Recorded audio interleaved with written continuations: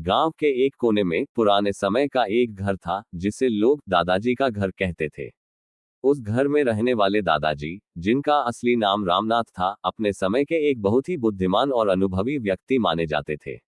गांव के सभी लोग उनसे सलाह लेने के लिए उनके पास आते थे, चाहे वह खेती का काम हो, पारिवारिक झगड़े हो या फिर जीवन से जुड़े महत्वपूर्ण निर्णय। रामनाथ के बाल सफेद हो चुके थे और आंखों पर मोटे कांच का चश्मा था, जो उनकी उम्र के साथ आए अनुभव की लकीरों को और भी गहरा कर देता था। रामनाथ ने अपना सारा जीवन गांव में ही बिताया था। उनके पिता और दादा भी यहीं रहते थे और वे भी गांव के प्रमुख व्यक्तियों में से एक थे। रामनाथ के जीवन का सफर संघर्षों और कठिनाइयों से भरा था, लेकिन उनके चेहरे पर हमेशा शांति और संतोष की छवि रहती थी। वह कहते थे, जीवन में जितना संघर्ष होगा, उतना ही व्यक्ति मजबूत बनेगा। जब रामनाथ जवान थे, तब गांव में साधनों की कमी हुआ करती थी। खेती ही प्रमुख व्यवसाय था और पानी की बहुत कमी रहती थी।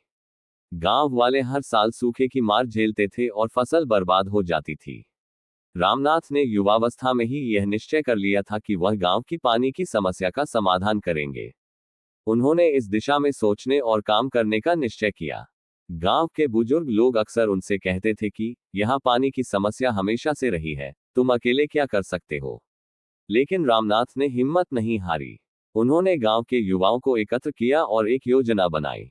गांव के पास एक पुरानी नदी थी, जो कई सालों से सूखी पड़ी थी। रामनाथ ने सोचा, अगर इस नदी को फिर से जीवित किया जा सके, तो गांव की पानी की समस्या हल हो सकती है। इसके लिए उन्होंने अपने मित्रों और गांव के अन्य लोगों के साथ मिलकर खुदाई शुरू की। दिन रात मेहनत करने के बाद धीरे धीरे नदी में पानी दिखने लगा।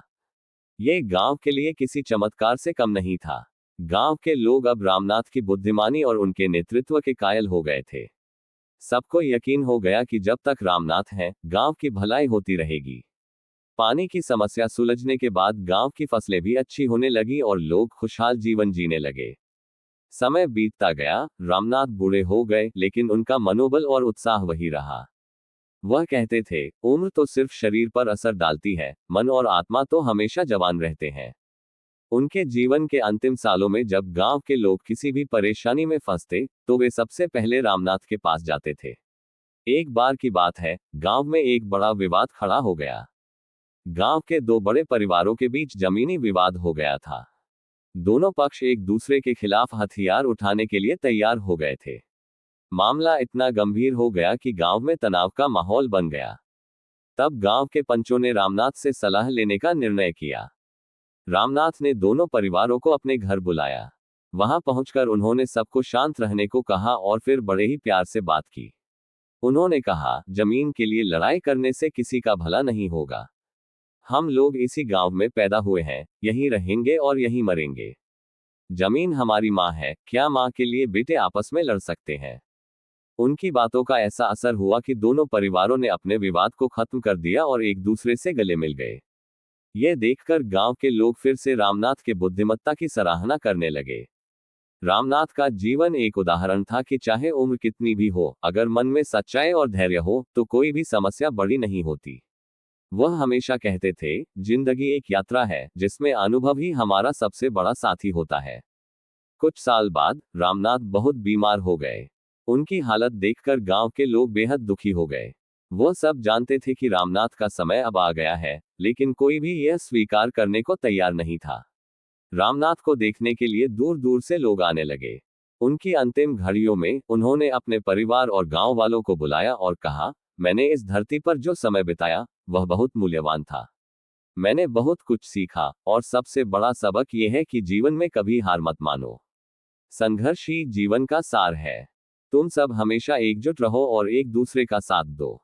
यही मेरे लिए सबसे बड़ी विरासत होगी। ये कहकर उन्होंने अपनी आंखें बंद कर ली और हमेशा के लिए इस दुनिया से विदा हो गए।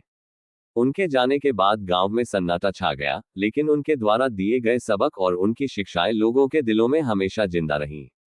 रामनाथ की याद में गांव वालों ने उनके नाम से एक स्मारक बनवाया और हर साल उनकी जयंती पर वहां सभा होती थी, जहां गांव के युवा और बुजुर्ग रामनाथ के जीवन से प्रेरणा लेते थे। उनके द्वारा सुझाए गए कई योजनाएं गांव के विकास में मददगार साबित हुई और उनके नाम से कई सामूहिक कार्य शुरू किए गए। उनकी कहानी यह सिखाती है कि उम्र केवल एक संख्या है। अगर इंसान के मन में सच्चाई, धैर्य और सेवा की भावना हो, तो वह किसी भी कठिनाई को पार कर सकता है।